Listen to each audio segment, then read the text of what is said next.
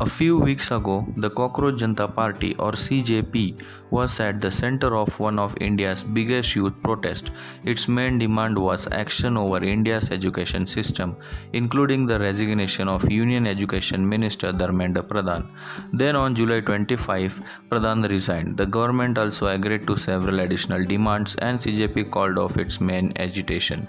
It looked like the end of the story, but it wasn't. CJP has now moved into a new campaign focused on government schools, and on August 21, a CJP team visiting a government school in Rajasthan became involved in a confrontation with people at the location. CJP has since issued a 48-hour ultimatum to the Rajasthan government. So the real question is, what happens to the protest movement after it wins? To understand what is happening now, we need to go back to May 2026. The Cockroach Janta Party began as a satirical online movement associated with Abhijit Dipke. The cockroach label became a symbol for frustrated young people, but the name wasn't really important part. The frustration underneath it was young Indians were already dealing with intense competition for exams, concerns about examination irregularities, limited employment opportunities, and uncertainty about their future. CJP gave some of that frustration a name and then took it from social media into the streets. CJP's campaign grew into a sustained protest at Jantar Mantar in Delhi. The focus was largely on examination irregularities and wider problems in the education system. But the movement quickly became bigger than one examination. Jobs, education, accountability, and the future of young Indians all became part of the conversation. Then came July 20. CJP protesters marched towards parliament. At this point, CJP was no longer simply an internet campaign. It had become a major national political story. But the July protest also produced controversy. One protester, Sahil Lokhab, later alleged that he suffered pellet injuries during July 20 protest. That allegation became politically significant again in August. But we need to be careful here. We shouldn't present police responsibility for those injuries as an established fact. Lokhab made the allegation and the matter later became the subject of an FIR. That's why separating allegations from verified facts matters. Then came the turning point. On July 25, Union Education Minister Dharmendra Pradhan resigned. The government also agreed to additional demands. CJP then called off its main agitation. For a protest movement, this was a major result, but it created a new problem. What do you do after the protest is over? Do you become a political party? Do you disappear? Or do you find another way to remain relevant? CJP chose to continue. Instead of immediately becoming a conventional political party, CJP began expanding its focus. One of its newest campaigns is called Thik Karo. The campaign focuses on government school problems with infrastructure and facilities, and this represents a significant change. The earlier CJP movement focused heavily on exams, education policy, the central government. Now the focus is moving towards government schools, local problems, state governments, ground level accountability.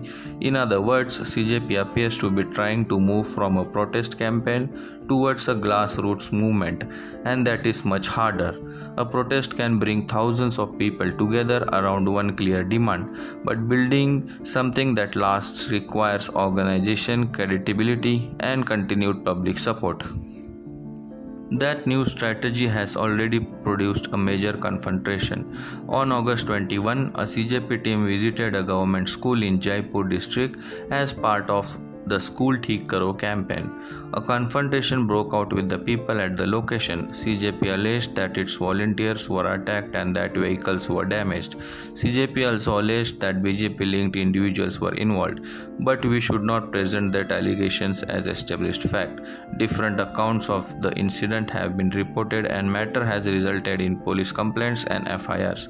So there are two separate questions. First, what exactly happened during the confrontation? That will have to be established through evidence and legal process. Second, why was CJP there in the first place?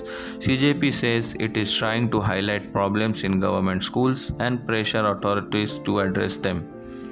Whether that strategy builds support or creates more confrontation is now an open question. Following the Rajasthan confrontation, CJP issued a 48-hour ultimatum to the Rajasthan government. It demanded action over the incident and called for resignation of Rajasthan Education Minister Madan Dilawar. CJP also threatened a statewide agitation if its demands were not met. And this brings us back to the bigger story, because unlike the July protest, we don't yet know how this chapter ends. There are several possibilities. CJP could eventually become a conventional political party, it could become a permanent youth pressure group, it could develop into an education focused grassroots organization, or it could eventually lose momentum once the attention surrounding the original protest fades. There is also another possibility. CJP could become a movement that uses social media to organize people around specific public issues, moving from one issue to another. That model can be powerful, but it has weaknesses.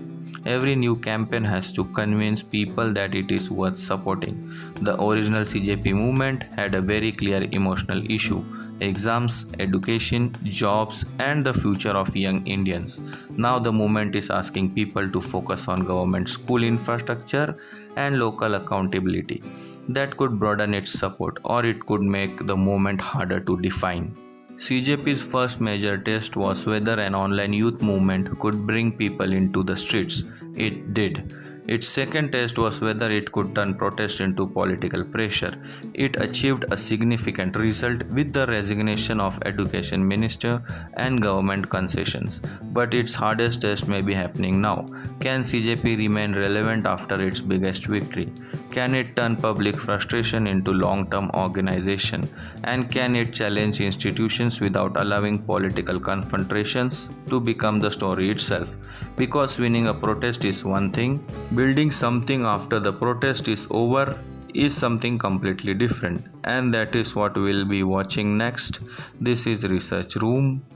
We research, we investigate, you discover.